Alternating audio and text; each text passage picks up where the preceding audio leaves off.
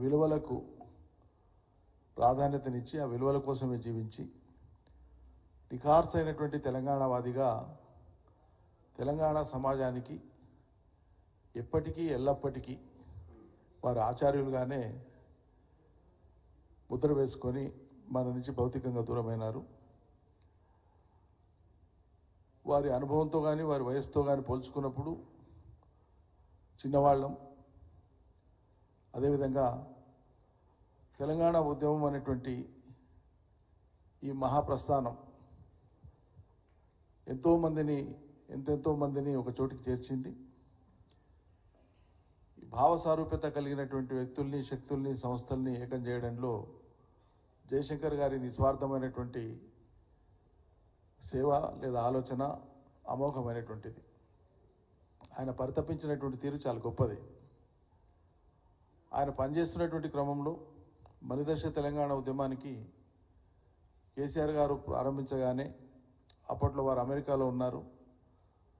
America నుంచి భారతదేశానికి వచ్చిన తర్వాత భరత్ కుమార్, వి ప్రకాష్ వీళ్ళందరూ కూడా జయశంకర్ గారిని కేసీఆర్ గారికి పరిచయం చేసి ప్రత్యక్షంగా తీసుకొని వచ్చి పరిచయం చేసిన తర్వాత అక్కడి నుంచి చారి సాబ్ కానీ, ఆ రోజు ఉన్నటువంటి విజయరామారావు గారు కానీ, నేను కానీ, ఎన్నయ్య కానీ, ఇంకా చాలామంది, దేశపతి గారు సరే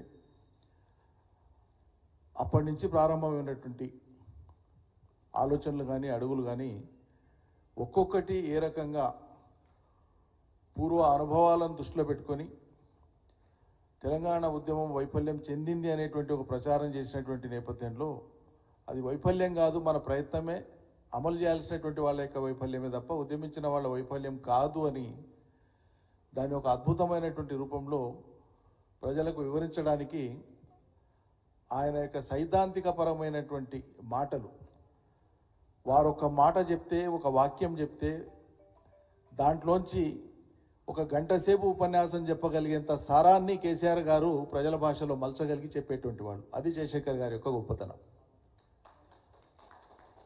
ఆ మూలాన్ని కూడా అట్లే అందుకొని ద్రోణాచార్యుడు కనుక ఒక సైగ చేసి ఇది ఇట్లా అంటేనంటే దాన్ని 100 రూపాయలలో ప్రదర్శించగలిగినటువంటి అర్జునుడు ఎట్లా నైపుణ్యంతో విలువిద్యను కానీ అస్త్రశస్త్రాలను కానీ ప్రదర్శించేవాడో జయశంకర్ గారి యొక్క ఆ మూలాన్ని అర్థం చేసుకోవడంలో తెలంగాణ సమాజంలో కేసీఆర్కు మించినటువంటి రాజకీయ ప్రజ్ఞుడు లేడు. ఇది స్వయంగా జయశంకర్ గారు చెప్పినటువంటి మాట. రికార్డెడ్ ఇది. అట్లా ఆయన మాట్లాడినటువంటి ఒక్కొక్క సందర్భంలో ఒక్కొక్క పదము, దాని యొక్క కాయినింగ్ ఆయన చేసినటువంటి విధానం అపురూపమైనటువంటిది. అందుకే మేధావులు అంటే ఎక్కువ అధ్యయనం చేసి ఎక్కువ జ్ఞానం కలిగి ప్రజలకు అర్థం కాకుండా మాట్లాడే వాళ్ళు మేధావులుగా మనం చూస్తాం. కానీ చాలా గొప్ప విషయాన్ని చాలా సరళంగా ప్రజలకు చెప్పగలిగేటువంటి నేర్పరితరం ఉన్నవాడే నిజమైన మేధావి. ఆయనే జయశంకర్ గారు. అతి గొప్ప విషయాలను చాలా సులువుగా, చాలా సింపుల్గా చెప్పగలిగేటువంటి వాడు. ఉద్యమం నడిచేటువంటి క్రమంలో అనేకమైనటువంటి అనుభవాలు, అనేకం, అన్నింటినీ ఇవాళ నేను చెప్పలేను. ఒకటి రెండింటిని మాత్రం మీతో పంచుకోవడానికి నేను ప్రయత్నం చేస్తాను.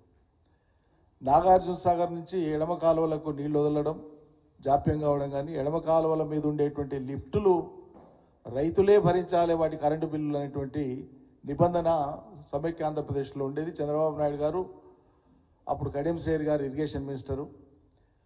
కుడి కాలువల మీద ఉండేటువంటి లిఫ్ట్లకేమో కరెంటు బిల్లు సర్కారు కడుతుంది, ఎడమ కాలువల మీద ఉండేటువంటి లిఫ్ట్లకేమో రైతులే కట్టుకోవాలనేటువంటి నిబంధన ఉండింది. అప్పటిదాకా ఎవరికి సోగిలేదు, ఎవడు మాట్లాడు, ఏ పార్టీ వాడు మాట్లాడు. దాని మీద మాట్లాడి ఆందోళనకు శ్రీకారం చుట్టి